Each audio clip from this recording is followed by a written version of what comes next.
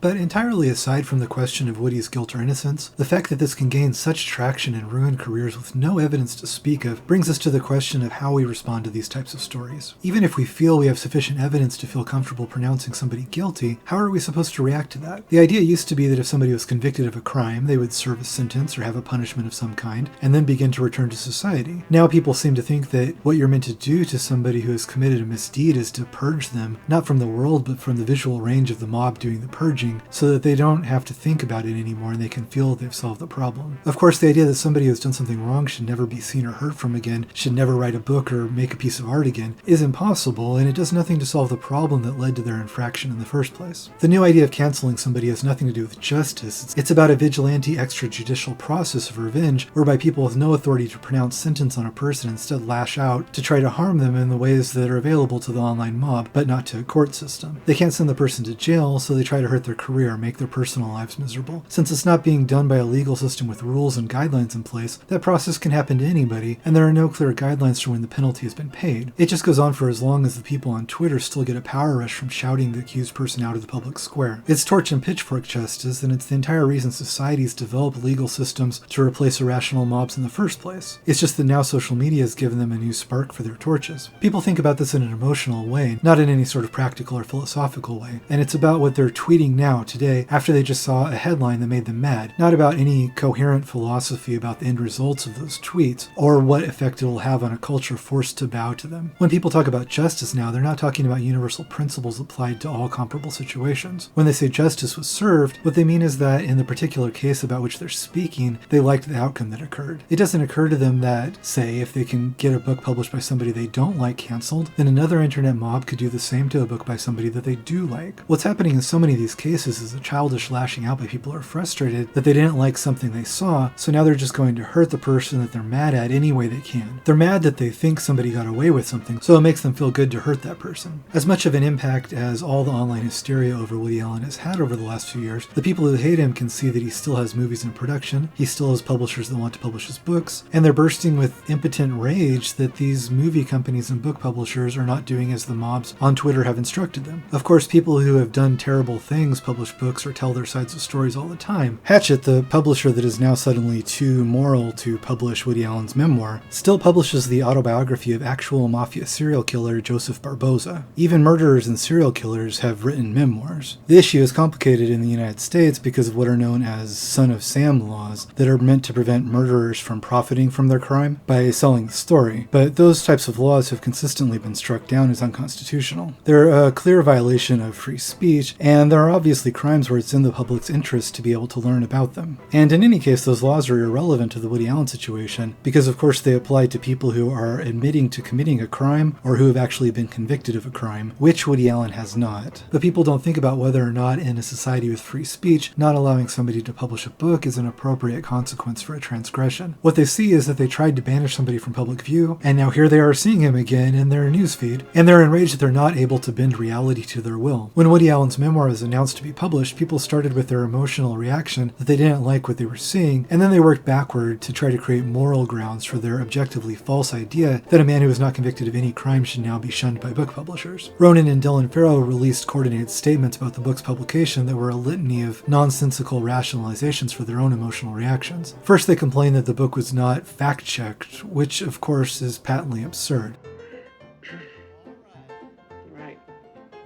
Well, I have to go now, Dwayne, because I'm due back on the planet Earth. For one thing, when they said that, neither of them had read the book or been involved in its production, so they had no idea whether or not it had been fact-checked or even if there was anything in it that needed to be fact-checked. What they meant by asserting that it had not been fact-checked was that Dylan hadn't been consulted. First, a memoir is a first-person account, one person's version of events, and they're entitled to their opinion, so it's not standard practice to fact-check a memoir unless there's something in it that is potentially libelous. Ronan knows this, of course. Mia Farrow's memoir is still in print, and of course Woody was never consulted before it was allowed to be published, because there would be no reason reason for that, and it's an idiotic thing to suggest. It would be a violation of her right to state her own version of events. Everybody in your life doesn't get veto power over your opinions of them. But beyond that, you can't fact check something that's he said, she said to begin with. Woody would say he didn't assault Dylan, she would say he did, and that's what we already know that they think. That's not fact checking. Every verifiable detail of what happened at the house that day, who was present, etc., has already been extensively fact checked. And Dylan Farrow, who was 7 at the time, would not be the person you go to do that. Ronan and Dylan complaining about the fact checking is yet another example of them being deliberately, knowingly misleading. The reason that Ronan and Dylan harp on about supposed fact checking is that they're appealing to a Twitter mob audience who doesn't know anything about publishing, fact checking, libel laws, or how any of that works, and they know that these people won't consume anything longer than a tweet about the situations, so they know that no fact checking will translate to the information in the book is not factual. What's depressing and frightening is that Hachette, a very large publisher, apparently employs a number of people with the same reading comprehension and knowledge of publishing as these proverbial low information voters on Twitter. When a number of Hachette's junior employees staged a walkout over the book, Hachette quickly caved and canceled it. To give power within the publishing industry to people like those employees who are ignorant and susceptible to Ronan Farrow's games of peddling obvious falsehoods, and who are indifferent to due process, and to capitulate to their little walkout temper tantrum is not just sad, but it's dangerous. It's dangerous for everybody. It's not just that the people trying to cancel the book are enthusiastically endorsing censorship, which they are, but it's that it's censorship based on deep ignorance about the case and about Woody Allen, and people working in publishing should be deeply embarrassed to display this kind of reactionary ignorance. Instead, other people are patting them on the back like they're heroes. People who want to censor and destroy books, and not only that, do it without informing themselves about the book, have no business working in publishing. Their values are antithetical to everything publishing and journalism should be about. Now, I'm a liberal myself, as is Woody Allen, but just like supporting abuse victims doesn't make every abuse allegation automatically true, being a liberal doesn't mean that I think every liberal is automatically right about everything. The primarily leftist zeal in recent years to scrub supposedly problematic people from public view is, of course, censorship, and it creates an odd situation when one of the most enthusiastic reviews of a Woody Allen book is from the National Review. What is this? Since when do you read the National Review? What are you turning into? Well, I like to try to get all points of view. Well, wonderful. Then why don't you get William F. Buckley to kill the spider? Alvy, you're a little hostile. You know that? Woody said himself in his memoir how bizarre it is to see the New York Times turn against him when he loves that paper in most cases. I see a lot of liberal people who I otherwise respect bending themselves into pretzels to avoid calling censorship by its name, because they know it's a bad look. They say that the First Amendment only refers to censorship of individuals by the government, which is true, but if private citizens seek to do what the First Amendment removes from the powers of the government, it doesn't make the effect any less chilling. It only means that there's less oversight over it. And just because you aren't telling somebody that they can't speak, threatening to destroy their livelihood if they say something that you don't like has the same effect. People engaging in these practices know it, and I think they're being deliberately disingenuous when they try to split hairs between the two. Like I said before, when they say justice, they're not talking about a universal principle. They're thinking about what they'd like the outcome to be in one particular situation. They say that you must believe all women and listen to Dylan, but it's okay to dismiss Suni or Moses. What they'll gleefully do to Roseanne, they find shocking when it's done to James Gunn. Other people try to say that it's just the free market, and that Woody Allen isn't entitled to a publisher for his book. He can write it, but if a publisher decides not to publish it, that's their right. But when people say that, they know that the problem with this logic is that the publisher did decide to publish it, and Woody's long career makes publishing a memoir by him an obviously good business decision in a free market. Woody has earned his platform like very few have, but after the publisher made that decision, they were forced to change it by an angry mob. Mob justice is not the same as voting with your wallet. This is why people who operate in this way like to invent buzzwords like no platforming, because it enables them to avoid calling a spade. Denying somebody a platform that they would otherwise have is preventing their ability to speak, which is censorship. And everybody knows that, which is why in a few months from now people will make up some new silly buzzword for it, because no platforming already is starting to sound stupid. People say that Woody could just self-publish it, but then of course a few weeks later when Louis C.K. self-publishes a comedy special on his website, the exact same people are outraged that he dared to show his face. Dylan said that Woody's memoir being published is an example of the privilege that powerful people like him have in the world, which is yet another example of their ridiculous strategy to try to convince people that this 84-year-old man who hardly even gives interviews is somehow an all-powerful media mastermind, while Ronan, who spends half of his life in front of TV cameras being listened to by millions of people, is the underdog. Ronan Farrow just wrote an entire book about how people attempted to silence him when he tried to write about the allegations against Weinstein and others, and how horrible it is when powerful men try to silence people, and yet it somehow seems to have been lost on him that he's now the one trying to silence stories he doesn't like with this book, and when Daphne Merkin tried to write a profile of Suni, and over again. Wow, which is the opposite of the First Amendment. It's the freedom. It's the freedom of not speech. It's an interesting phenomenon wielded by a surprising number of powerful people that I think it's good people know about. And we see authoritarian rhetoric weaponized against what we do in this profession right now. It's wrong. It's a dangerous time for journalists. The combination of the spin and the powerful people subverting those systems to muzzle the press is something that has to stop. But the idea of Dylan Farrow, who has no writing experience and is about to have a novel published solely because of who her family is, saying that Woody Allen, who has a 7-decade successful writing career, is being published because of, quote, privilege, is even more laughably absurd. There are many, many reasons that Woody Allen has a career, and there are many reasons that people still want to work with him.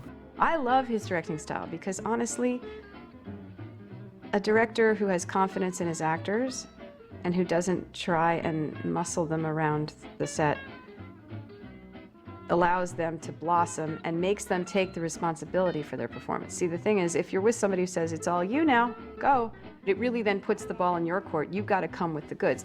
He said, you don't have to say any of the words I've written if you don't want to. And I was shocked because I was like, this is the best genius comedy writer we have. His script is so fantastic, why wouldn't I say the words? And he said, no, the script is just a blueprint. It's whatever makes you as real, natural, and funny as possible. Well, a lot of the scenes were like 10 pages long, and he would do them with a master. I don't know if he's still using that technique, but he would, have one camera, and he would dolly in, dolly out, zoom in, So you'd cover the whole thing, like, with one camera. And so you'd have to be prepared with your 10 or 12 pages of dialogue, and you'd go for 10 minutes, and then they'd call cut. And it was crazy. It was like you were in a play in a way, and they'd do like 10 or 12 takes, and everybody would go home for the day. Was it hard? Yeah, it was super hard, but it was exhilarating. It was so much fun, and I got to improvise a lot, and he liked that, so that was You'd fun. like to work with him again? I would, yeah. And, from there on, it was very, very easy. It was kind of like, well, he's trusting me to do what I do, and obviously I trust him because he's a proven genius. It was one of the best summers of my life shooting that movie. I had such an incredible time. And part of that was really just forming a friendship with Woody. We just were two peas in a pod. I feel very lucky to be sitting on this couch with a proven genius. When you pick parts, what is the first thing that attracts you? Look, it varies. Sometimes it's the script, usually it's the director. But in the end, I think it's being in dialogue with the director. That's the blessing of working with someone like Woody, is that 97% of his direction is in the script. You know that the script is not going to change, and so the architecture of it, you can trust. It's a life raft. When people reduce the truth to a team sport, and either you have to believe all the accusers or all the accused, people are separated into camps, and a whiff of somebody being on the wrong side puts them on the bad list, so people are eager to try to publicly declare their allegiance. And I thought the theme of a character who was always trying to be who he was around was a universal psychological theme. As the men discuss their obesity, an initially reticent Zelig joins in, swelling himself to a miraculous 250 pounds. And I felt that ultimately would lead to fascism, because you would always be saying what the crowd wanted to hear and giving up your own beliefs and personality. Support for Farrow is growing. Reese Witherspoon tweeted, "I believe you, Dylan." And this from Jessica Chastain, "We all believe you." Over the past 2 weeks, several celebrities have voiced their support for Farrow, including Natalie Portman, who spoke out on CBS Sunday Morning. I believe Dylan. I would want to say that. I believe you, Dylan. Famous actress denouncing Woody Allen makes good clickbait, just like the allegation against him does. So it's widely reported, and websites start to compile lists of all the actors who have distanced themselves in order to create a narrative that there's some vast movement against him, which would lend support to the idea that he's guilty. But the truth is that once you sift through it, the actual list of actors who have said that they regret working with him is much smaller than the list of actors who have said that they don't regret it, and much, much smaller than the list of hundreds of actors who have worked with him and haven't commented on it at all. A lot of people didn't think he deserved the award and shouldn't get it because of accusations. Did you have any trepidations? No, of None course whatsoever. not. I mean, you have to look at my life this way. I mean, he gave me my opportunity to be here and talk to you. It's all because of Woody Allen. What do you think of Woody Allen? Oh, Woody Allen, what do you mean? He's a genius. Oh, he's a fantastic filmmaker. You know, women are very torn like actresses because they don't like him for what I don't think he did anything wrong, but they don't like him for marrying. But at the same time, he gives women the best roles in cinema. Absolutely. Most of the Twitter crowd who lead the anti-Woody bandwagon actually know little or nothing about his work, and if they ever took 5 minutes to look him up on Internet Movie Database and see that nearly every famous actor of note in the last 30 years has worked with him, all since Dylan's allegation of molestation has been public knowledge, their heads would explode.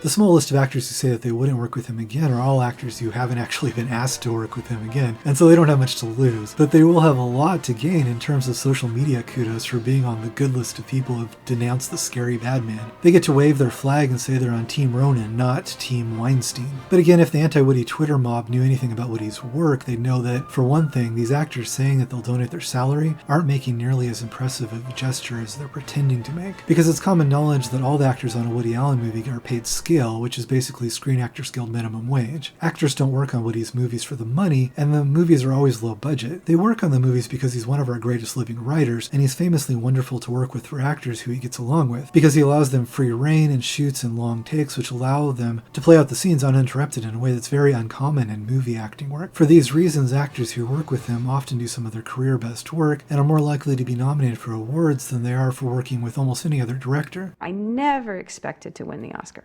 Never. And I was like preparing to be happy for whomever's name they called. And then they called mine. And the Oscar is presented to Mira Sorvino in Mighty Aphrodite.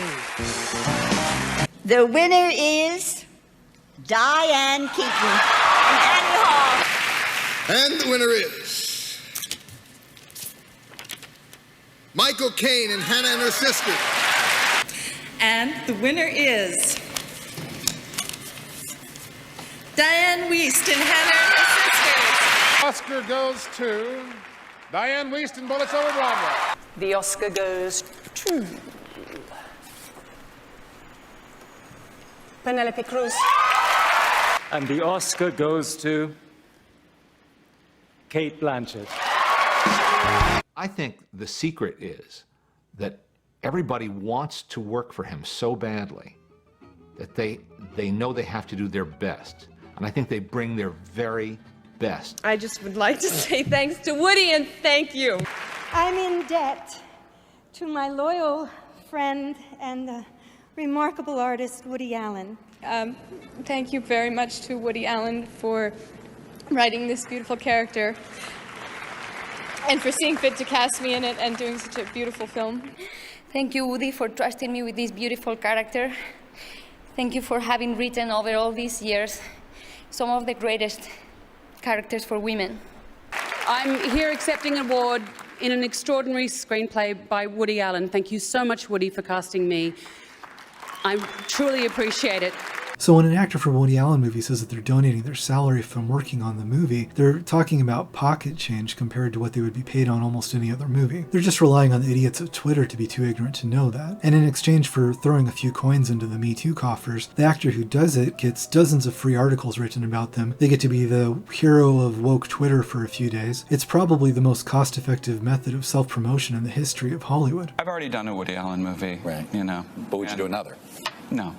Notice how actors who worked on big blockbuster films with Bryan Singer aren't suddenly volunteering to donate their salaries, which might actually be a significant amount of money, even though Singer had allegations against him that were public knowledge for decades while he kept working with big-name actors. You'll also notice that Mira Sorvino might say she won't work with Woody again, but she's not rushing to sell her Oscar for charity because that's something of actual value that she got from working with him. And that's the other thing that's so slimy about the actors denouncing Woody. They all knew about these allegations for years or decades before they agreed to make movies with him. Many of them even agreed to work with him after Dylan renewed her allegation as an adult in 2014. They went into it with full knowledge of the story because they wanted to work with Woody Allen for all the reasons I just mentioned, and then, after they got what they wanted from the deal, they acted as though they had had some new revelation and now changed their mind. What changed was that they got pressured into making a fake apology by social media, not their opinion of whether Woody Allen was guilty or innocent. And that's why when you see the list of people who have supposedly denounced Woody Allen, several people who are included in that list haven't actually been willing to do any such thing. Michael Caine initially said something to the effect that he wouldn't work with Woody again when the question was sprung on him on a red carpet, but after he looked into it more, he said the exact opposite. You stick a camera into somebody's face on a red carpet and phrase the question as, would you work with a child molester, and what else are they going to say? I don't recognize the right of this committee to ask me these kind of questions. And furthermore, you can all go fuck yourselves. These hack entertainment journalists are just looking for that reaction moment that gets them the headline, famous actor denounces Woody Allen. And people see this sick run for website traffic as being some kind of moral referendum on Woody Allen's life. It's the same reason that Dylan Farrell likes to pick little Twitter fights with people like Cate Blanchett or call out other famous celebrities in her periodic columns restating her story. As the Me Too movement continues, Dylan took to social media to call out celebrities who have starred in Woody Allen's films. Dylan is also calling out A-list celebrities like Blake Lively and Kate Winslet for making movies with Allen. It breaks my heart when women and men I admire work with Allen. It makes a much better headline than going after members of Woody's cast and crew who have worked with him for decades and much more directly enabled his career than any actor who has worked with him for one movie. Going after those other people would also raise the question of why so many people, many of them women, have long working relationships with him over dozens of films and have never had anything but positive things to say about him, never accused him of the slightest impropriety or bad behavior.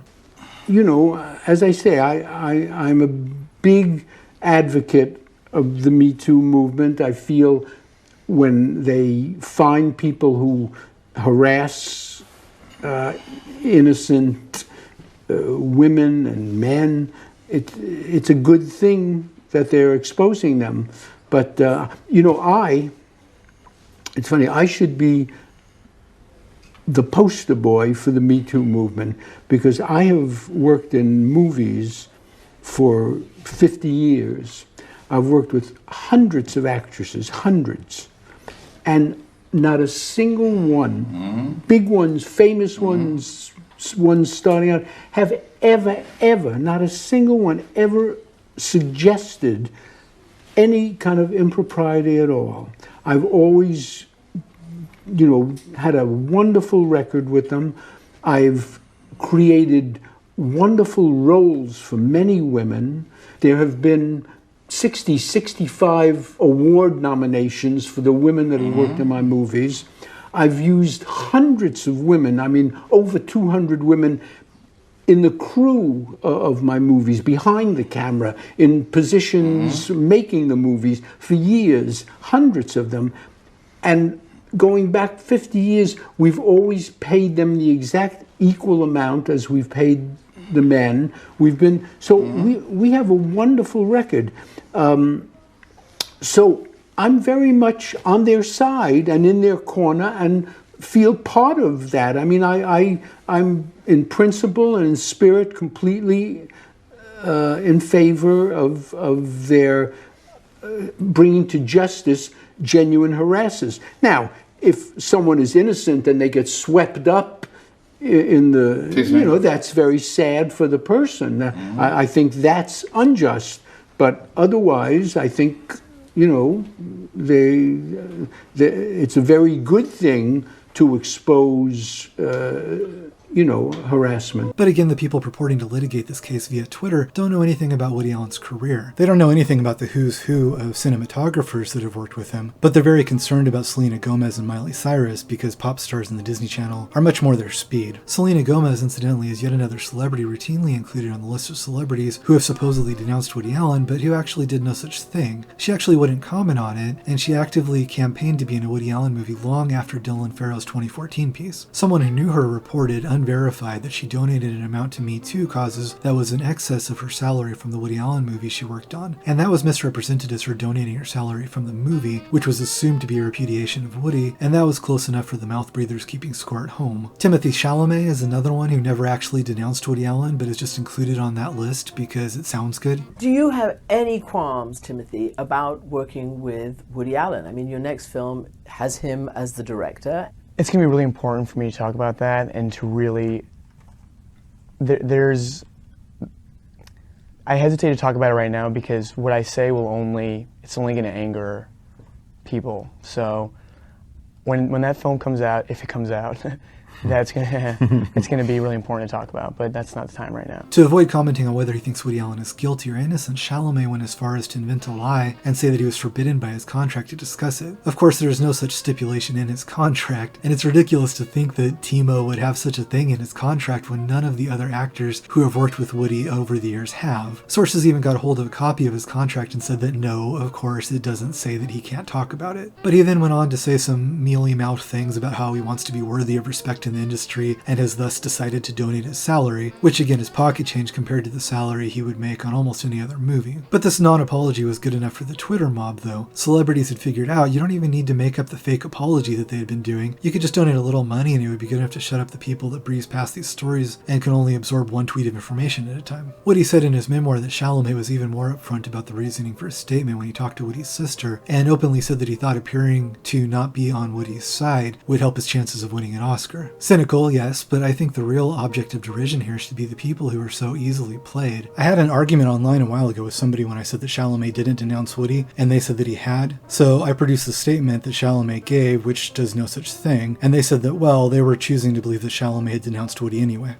I mean, the world is so much simpler when you're free to just invent all of your own facts. People are so ignorant when they talk about these things online that they think that when they feign outrage over a 28-year-old story that they just now discovered, they're actually showing themselves to be socially conscious and plugged into the news. It's been 28 years, they still think that Suni was Woody's daughter and that Woody and Mia were married, and when they blast you with their ignorance, they're so far removed from reality that they think that they're the ones schooling you on the facts. The reason that everybody wants to be on the right team is that these same idiots are just as eager to try to tear you down if you say the wrong thing. Jeff Goldblum, who had a single line in one Woody Allen movie 43 years ago, got sprung the "would you work with Woody" question by some 12-year-old journalist who I'm guessing couldn't think of any questions to ask about Goldblum's movies, since he probably hadn't seen any, and so he looked on Goldblum's Internet Movie Database page and discovered that Goldblum had once been in a Woody Allen movie. On the androgynous side, but it's dynamite. Yeah, I forgot my mantra. Goldblum replied simply that he believed in innocent until proven guilty, and for simply saying that he believes in what a school child should know is an essential component of our legal system, thousands of people on Twitter without the intelligence of school children spent days trying to tear him down. But I think the interesting thing here is that if you look at the list of actors who have refused to denounce Woody or who have continued to work with him, you'll see that the brief, mouth-breathing Twitter cancel party doesn't actually have any effect on their career. Everybody I'm showing on this list has all either been a vocal supporter of Allen or has continued to work with him even after 2014, and their careers are all doing just fine. It turns out, believe it or not, that the loudest howling morons are not a scientifically accurate cross-section of our entire population. I mean, who could have guessed? I intended it, on a much more pretentious, deep level, that people are faced in life with choosing between reality and fantasy, and it's very pleasant to choose fantasy, but that way lies madness.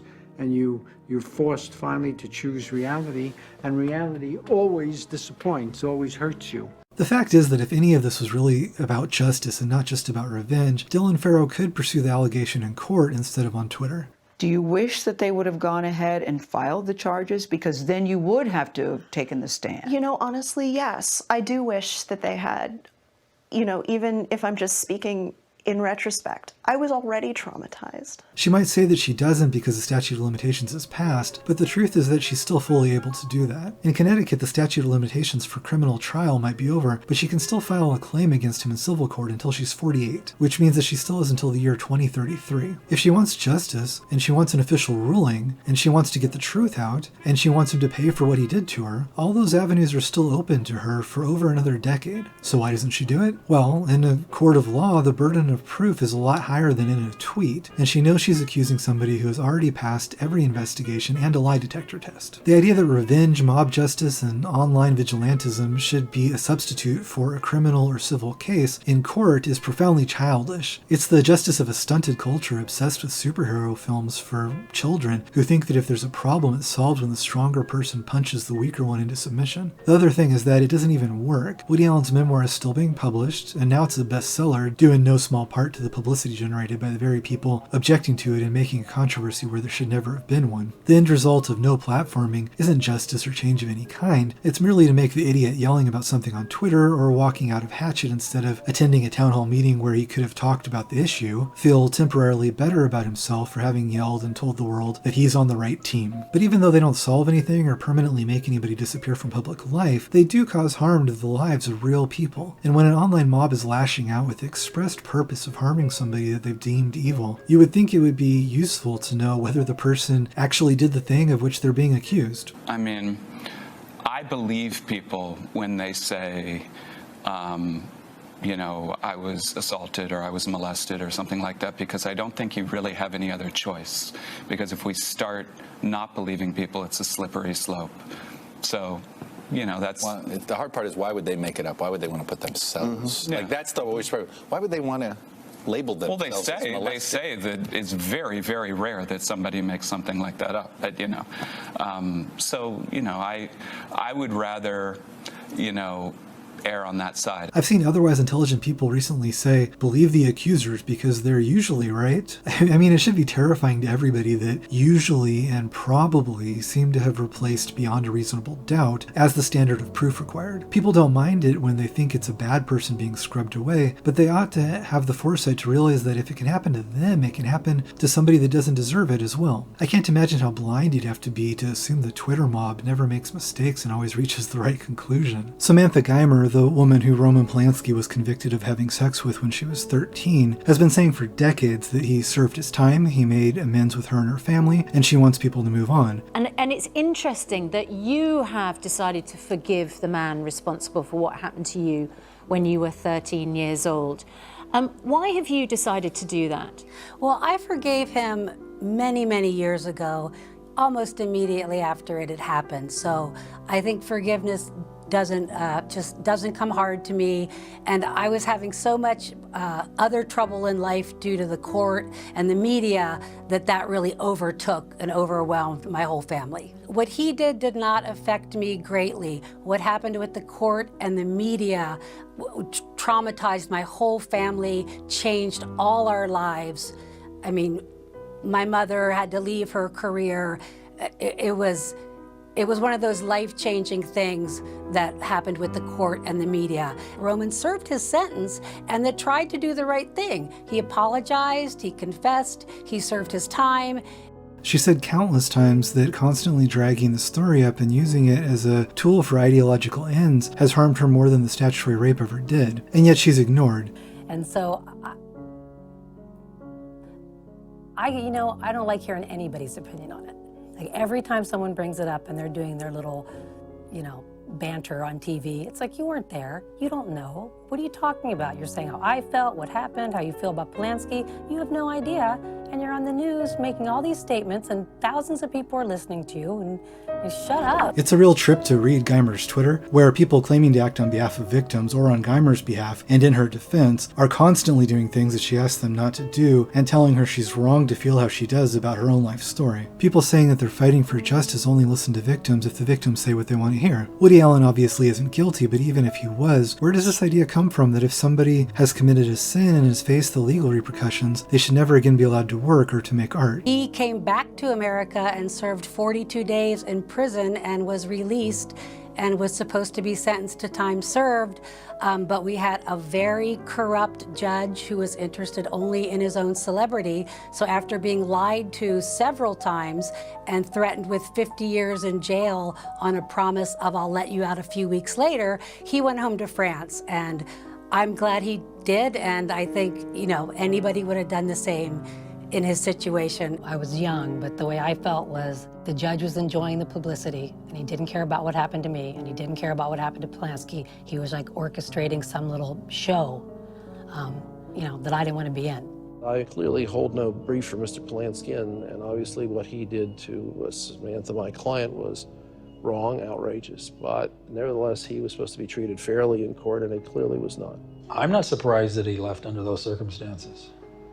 And as for his work and his art and Hollywood and their appreciation of it, I don't really think that has anything to do with me, so I don't have any grudges or bad feelings that his work is appreciated. Even if all that Woody Allen ever did was the opening scene of Manhattan, with that gorgeous photography brilliantly edited to that amazing music, he would have contributed more beauty to the world and would be remembered longer than all of the idiots writing tabloid trash about him for clickbait websites combined. The idea of attempting to only consume art created by people with a spotless personal life requires a profound ignorance of all art history. If you learn anything about the biographies of artists, you'll know that if you're looking for ones who went their entire life without ever doing or saying anything that would be deemed questionable by subsequent generations, you'll be disappointed because there are none. Artists are people, and they're flawed like all people, sometimes more so as their personal neuroses and demons, or sometimes the very things that drive them to create art that deals with difficult subjects, which is the most valuable kind of art. I was watching Roman Polanski's The Pianist the other night, and it's overwhelming what a profoundly humanist work it is. It's a sustained plea for human decency and to honor beauty and kindness over our baser nature, that we value our ability to create over our ability to destroy. Its central metaphor is made clear in a scene showing the senseless waste of a pianist who is trapped in a room with a piano that he can't play because he has to be silent while he's in hiding. So should the world not have this movie because of the artist's past? Samantha Geimer, who, again, is the woman he was convicted of assaulting and the woman on whose behalf the people trying to cancel Polanski claim to be acting, said it beautifully. Once again, films do not sexually assault people, but censorship hurts all of us. We should be grateful for everything positive that anyone has to offer society, not demand tests of purity or exile.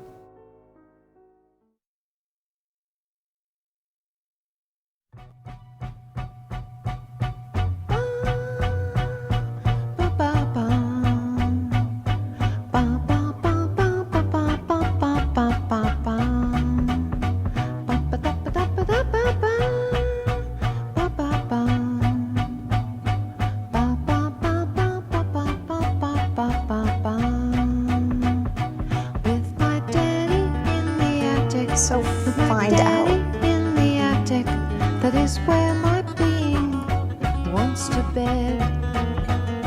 With the mattress sticking showing, and the tattered pillow slip, and the pine unpainted rafters overhead. With the door closed on my mama, and my sibling competition, and my Shirley Temple doll, Julie Price. And my essay on religion with a pasted paper star, proving tangibly I'd won the second prize.